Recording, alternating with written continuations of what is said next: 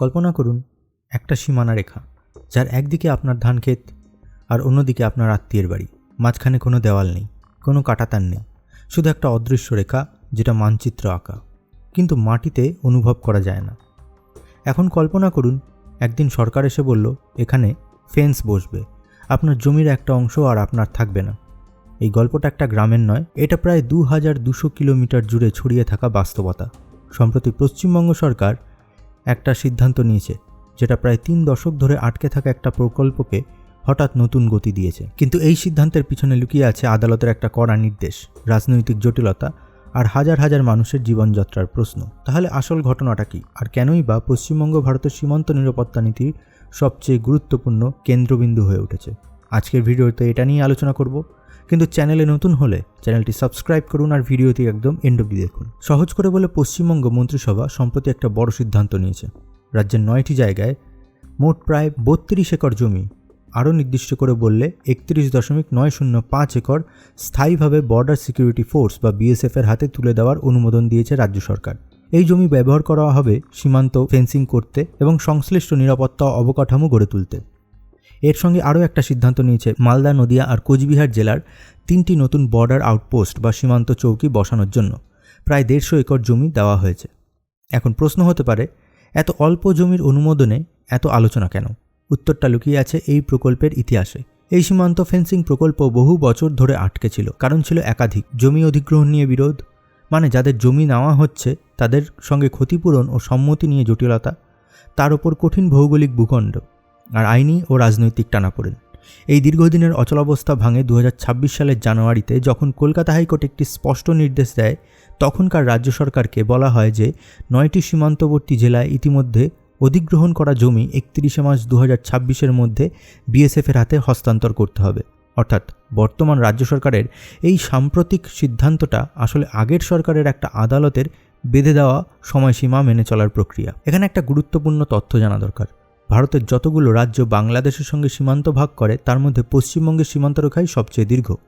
ভারতের স্বরাষ্ট্র মন্ত্রণালয় তথ্য অনুযায়ী ভারত বাংলাদেশ সীমান্তের মোট দৈর্ঘ্য প্রায় 4096 কিলোমিটার। এর মধ্যে প্রায় 2216 কিলোমিটার অর্থাৎ প্রায় 54% পড়ে পশ্চিমবঙ্গের মধ্যে। এটা বোঝায় ভারত বাংলাদেশ সীমান্ত নিরাপত্তা নীতির অর্ধেকের বেশি সাফল্য বা ব্যর্থতা নির্ভর করে শুধু একটা রাজ্যের ওপর, সেটা হলো পশ্চিমবঙ্গ। 2025 সালের আগস্ট পর্যন্ত পাওয়া তথ্য অনুযায়ী পশ্চিমবঙ্গের সীমান্তের প্রায় 1647.696 কিলোমিটার অংশে ইতিমধ্যে বেড়া বসানো হয়েছে, কিন্তু বাকি রয়ে গেছে প্রায় 569 কিলোমিটার। এই বাকি অংশটাই আসল চ্যালেঞ্জ। এর মধ্যে প্রায় 112.780 কিলোমিটার এমন এলাকা যেখানে প্রচলিত পদ্ধতিতে বেড়া বসানো সম্ভব নয়, ভূগোল সেটার অনুমোদন দেয় না। আর প্রায় 456.224 কিলোমিটার এমন জায়গা যেখানে প্রযুক্তিগতভাবে বেড়া বসানো সম্ভব হলেও নানা কারণে সেটা শেষ করা যায়নি। কেন এই প্রকল্প এত বছর ধরে বিলম্বিত হলো? এই প্রশ্নের উত্তর একটা কারণে সীমাবদ্ধ নয়। এখানে ভৌগোলিক, প্রশাসনিক আর আইনি সীমাবদ্ধতা একসঙ্গে জড়িয়ে আছে। জাতীয় পর্যায়ে দেখলে স্বরাষ্ট্র মন্ত্রণালয়ের হিসাব বলছে 2025 সালের আগস্ট পর্যন্ত সারা ভারত বাংলাদেশ সীমান্তে মোট 3232.218 কিলোমিটার বেড়া বসানো হয়েছে, কিন্তু এখনও বাকি আছে প্রায় 864 কিলোমিটার, যা ছড়িয়ে আছে 5টা রাজ্যে। পশ্চিমবঙ্গে সবচেয়ে বেশি, প্রায় 2216 কিলোমিটার অসম্পূর্ণ অংশ ধরে। তারপর ত্রিপুরায় 856 কিলোমিটার, মেঘালয় 443 কিলোমিটার, মিজোরামে 318 কিলোমিটার আর আসামে 263 কিলোমিটার। এখানে একটু খেয়াল করার বিষয় হলো, এই সংখ্যাগুলো বিভিন্ন সময়ের হিসাব নিকাশ থেকে এসেছে, তাই রাজ্যভিত্তিক আর জাতীয় পরিসংখ্যানে সামান্য পার্থক্য কিন্তু থাকতেই পারে। কিন্তু বার্তাটা স্পষ্ট, পশ্চিমবঙ্গেই দেশের সবচেয়ে বড় অসম্পূর্ণ অংশ বহন করছে। এই বাকি থাকা অংশের মধ্যে প্রায় 174 কিলোমিটারকে চিহ্নিত করা হয়েছে এমন এলাকা হিসাবে যেখানে সাধারণ পদ্ধতির বেড়া বসানো একরকমভাবে অসম্ভব। কারণ এই এলাকাগুলো নদীখাত, জলাভূমি আর বন্যাপ্রবণ সমভূমির মধ্যে দিয়ে গেছে। নদীর গতিপথ প্রতি বছরই বদলায়। আজ যেখানে নদী আছে 10 বছর পর সেখানে হয়তো চর জেগে উঠবে, আবার অন্য জায়গায় নদী ভাঙন শুরু করবে। এমন জায়গায় স্থায়ী ফেন্সিং বসানো মানে প্রকৃতির সঙ্গে প্রতিনিয়ত লড়াই করা। এর সঙ্গে যোগ হয়েছে ঘন বসতিপূর্ণ এলাকা, যেখানে ফেন্সিংয়ের জন্য জায়গা বের করাই কঠিন। আর সবচেয়ে বড় চ্যালেঞ্জ হলো সুন্দরবন, পৃথিবীর সবচেয়ে বড় ম্যানগ্রোভ বনাঞ্চল, যেটা পরিবেশগতভাবে অত্যন্ত সংবেদনশীল। এখানে জলাভূমি, জোয়ার ভাটা আর ঘন বনভূমির কারণে প্রচলিত ফেন্সিং বসানো প্রায় অসম্ভব।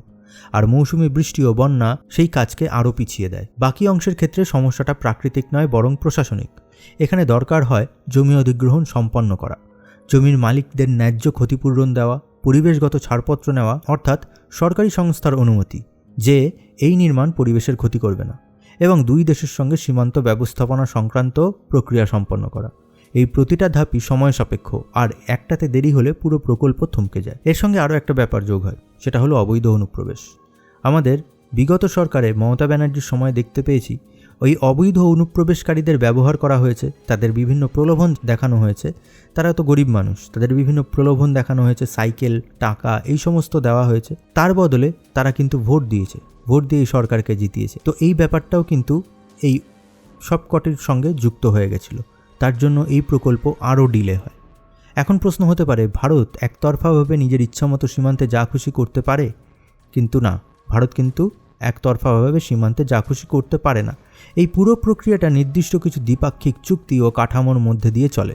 ভারতের বিদেশ মন্ত্রণালয়ের বিবরণ অনুযায়ী সীমান্ত ফেন্সিং ও সংশ্লিষ্ট নিরাপত্তা ব্যবস্থা তৈরি হয় দ্বিপাক্ষিক চুক্তি এবং বিএসএফ ও বাংলাদেশের সীমান্তরক্ষী বাহিনী border guard Bangladesh operational protocol অনুযায়ী। এই সীমান্ত পরিচালিত হয় মূলত তিনটি কাঠামোর ভিত্তিতে। প্রথমত 1975 সালের যৌথ ভারত বাংলাদেশ সীমান্ত কর্তৃপক্ষ নির্দেশিকা, যেটা দুই দেশের সীমান্ত সংক্রান্ত সিদ্ধান্ত নেওয়ার একটা কাঠামো তৈরি করে। দ্বিতীয়ত 2011 সালের সমন্বিত সীমান্ত ব্যবস্থা পরিকল্পনা, সেখানে সিবিএমপি, যেটা সীমান্ত নিরাপত্তাকে আরও সমন্বিতভাবে পরিচালনা করার একটি পরিকল্পনা। আর তৃতীয় হলো 2015 সালের স্থল সীমান্ত চুক্তি, যাকে বলা হয় এলবিএ। এই এলবিএ চুক্তিটা বিশেষভাবে গুরুত্বপূর্ণ, কারণ এটা মূলত 1974 সালে হওয়া মূল স্থল সীমান্ত চুক্তি এবং তার 2011 সালের প্রোটোকলকে বাস্তবে কার্যকর করে। এই চুক্তির মাধ্যমে দুই দেশের মধ্যে বহু পুরনো একটি জটিল সমস্যার সমাধান হয়, যাকে বলা হয় এনক্লেভ সমস্যা। এনক্লেভ মানে হলো একটা দেশের ভূখণ্ডের মধ্যে ছোট্ট একটু টুকরো জমি, যেটা আসলে অন্য একটা দেশের অংশ। ভাবুন, বাংলাদেশের মাঝখানে এক টুকরো জমি আছে, যেটা আইনগতভাবে ভারতের, কিন্তু চারপাশে পুরোটাই বাংলাদেশ। এরকম পরিস্থিতিতে সেই জমির মানুষের জীবনযাত্রা, নাগরিকত্ব, প্রশাসনিক সুবিধা সব কিছুই জটিল হয়ে পড়ে। এই চুক্তির মাধ্যমে মোট 162টি এনক্লেভ বিনিময় করা সম্ভব হয়েছে, যার মধ্যে 111টি ছিল ভারতীয় এনক্লেভ, যেটি বাংলাদেশের ভেতরে ছিল, আর 51টি ছিল বাংলাদেশি এনক্লেভ, যেগুলো ভারতের ভিতরে ছিল। এছাড়া এই চুক্তি প্রতিকূল দখল সংক্রান্ত বিরোধও নিষ্পত্তি করে। এমন জমি যেখানে একটা দেশের প্রশাসনিক নিয়ন্ত্রণ থাকলেও মালিকানা নিয়ে বিরোধ ছিল। ভারত সরকারের প্রত্যাশা, এই বোঝাপড়াগুলো শুধু সীমানা নির্ধারণের সীমাবদ্ধ থাকবে না, বরং আন্তঃসীমান্ত অপরাধ দমনেও সহায়তা করবে। এর মধ্যে পড়ে চোরাচালান, মানব পাচার, অবৈধ অভিবাসন মানে অবৈধ অনুপ্রবেশকারী, অস্ত্র পাচার আর জাল মুদ্রার নেটওয়ার্ক। এই প্রতিটা সমস্যায় সীমান্তবর্তী এলাকায় বহু বছর ধরে চলে আসছে, আর একটা সুরক্ষিত সুনির্দিষ্ট সীমান্ত এই অপরাধগুলো নিয়ন্ত্রণে গুরুত্বপূর্ণ ভূমিকা পালন করতে পারে। তবু আগের রাজ্য সরকারকে বাহবা দিতেই হয়, কারণ তারা এমনভাবে এই প্রজেক্টটা আটকে রেখেছিল যেন অবৈধ অনুপ্রবেশকারী বা বাংলাদেশিরা, যে সমস্ত বাংলাদেশের অবৈধ অনুপ্রবেশ আছে, তারা যেন এই দেশের একদম বৈধ নাগরিক এরকম একটাভাবে তাদের ট্রিট করা হচ্ছিল। তাদের সমস্ত সরকারি সুযোগ সুবিধা দেওয়া হচ্ছিল। এমনকি দেখা গেছে যে বাংলাদেশের বাজারে, বাংলাদেশের হাটে আমাদের দেশে সবুজ সাথীর সাইকেলও বিক্রি হচ্ছে। তার বদলে অবশ্যই তারা এই সরকারকে ভোট দিয়ে জিতিয়েছে। এই সময়সীমা কতটা কার্যকর হতো বা আদালতের রায় কতটা মানা হতো, সেটা যদি মমতা ব্যানার্জির সরকার থাকতো সেটা বোঝা যেত। কারণ এই সরকার আসার পরেই যেটা প্রথম প্রতিশ্রুতি দেওয়া হয়েছিল যে 45 দিনের মধ্যে সমস্ত জমি বিএসএফের হাতে তুলে দেওয়া হবে, তাই করা হয়েছে। কিন্তু এই যে প্রমিসটা বা আদালতের এই রায় কতটা মানা হতো, আদৌ মানা হতো কি না, সেটা মমতা ব্যানার্জি আসলে হয়তো আমরা অন্য ছবি দেখতে পারতাম।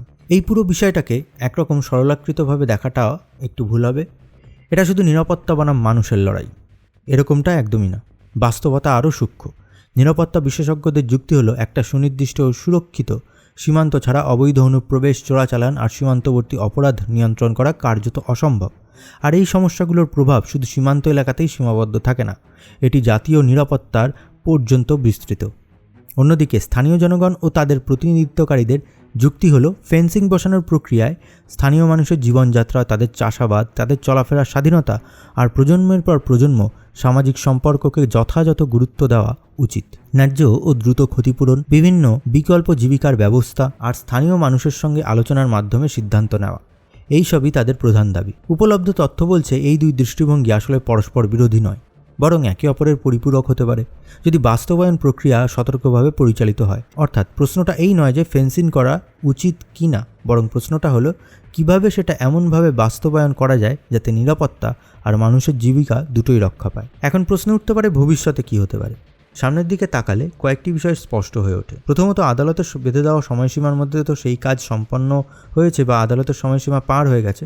রাজ্যে ভোট থাকার জন্য সেই সময়সীমার মধ্যে জমি হস্তান্তর করা যায়নি, কিন্তু নতুন সরকার খুব সহজেই বা খুব দ্রুতই এই জমি হস্তান্তর করে দিয়েছে। কিছু কিছু জায়গায় ফেন্সিং দেওয়া এখনও বাকি রয়েছে, সেই জায়গাগুলো আশা করা যায় খুব দ্রুত ফেন্সিং হয়ে যাবে। যেসব এলাকায় প্রচলিত ফেন্সিং ভৌগোলিকভাবে অসম্ভব, যেমন নদীবাহিত অঞ্চল বা সুন্দরবন, সেখানে সমাধান হয়তো ভিন্ন পথে আসবে। ভৌত বেড়ার বদলে সেখানে নজরদারি প্রযুক্তি, যেমন সেন্সর ক্যামেরা, ড্রোন নজরদারি বা অন্যান্য ডিজিটাল সীমান্ত পর্যবেক্ষণ ব্যবস্থার ব্যবহার বাড়তে পারে। এই ধরনের প্রযুক্তি নির্ভর সমাধান পরিবেশের ক্ষতি না করেও নিরাপত্তা নিশ্চিত করার একটা উপায় হতে পারে। তৃতীয়ত, স্থানীয় জনগণের জীবিকা সংক্রান্ত উদ্বেগ যদি সঠিকভাবে সমাধান না হয়, তাহলে ভবিষ্যতে আরও আইনি বা রাজনৈতিক জটিলতা তৈরি হতে পারে। ক্ষতিপূরণ প্রক্রিয়া কতটা স্বচ্ছ ও দ্রুত হয়, স্থানীয় মানুষের সঙ্গে আলোচনা কতটা অর্থবহ হয়, এসবের উপর নির্ভর করে ভবিষ্যতে এই প্রকল্প কতটা মসৃণভাবে এগোবে সেটা বোঝা যাবে। চতুর্থত, যেহেতু এই পুরো ব্যবস্থা দ্বিপাক্ষিক চুক্তির উপর নির্ভরশীল, তাই ভারত ও বাংলাদেশের মধ্যে কূটনৈতিক সম্পর্কের গতি প্রকৃতিও এই প্রকল্পের ভবিষ্যতের প্রভাবিত করবে। তাই দুই দেশের মধ্যে সমন্বয় ও সহযোগিতা যত ভালো থাকবে, সীমান্ত উপস্থাপনা তত সহজ হবে। তাহলে শেষ পর্যন্ত এই গল্পটা আসলে কি বলছে? এটা শুধু একটা জমি হস্তান্তরের খবর নয়, এটা একটা বড় প্রশ্নের প্রতিচ্ছবি। একটা দেশ কীভাবে তার সীমানা সুরক্ষিত করবে, অথচ সেই সীমানায় পাশে বসবাসকারী মানুষের জীবনও অক্ষুণ্ণ রাখবে। পশ্চিমবঙ্গ তার দীর্ঘতম সীমান্ত রেখা, জটিল নদীবাহিত ভূগোল আর ঘনবসতিপূর্ণ সীমান্তবর্তী জীবনের কারণে এই প্রশ্নের সবচেয়ে কঠিন পরীক্ষা ক্ষেত্রে উপনীত হয়েছে। আদালতের নির্দেশ হয়তো একটা সময়সীমা বেঁধে দিয়েছিল, কিন্তু আসল চ্যালেঞ্জ শুরু হচ্ছে তখনই যখন কাগজে লেখা এই সিদ্ধান্ত মাটিতে বাস্তবায়িত হচ্ছে। আর সেই বাস্তবায়নের গুণমানের ওপরেই নির্ভর করবে ভবিষ্যতে সীমান্ত মানে শুধু নিরাপত্তা থাকবে, নাকি সেটা মানুষ আর রাষ্ট্রের মধ্যে একটা ভারসাম্যপূর্ণ সম্পর্কের প্রতীক হয়ে উঠবে। ভিডিওটি ভালো লাগলে ভিডিওটি লাইক করবেন এবং শেয়ার করবেন। ধন্যবাদ।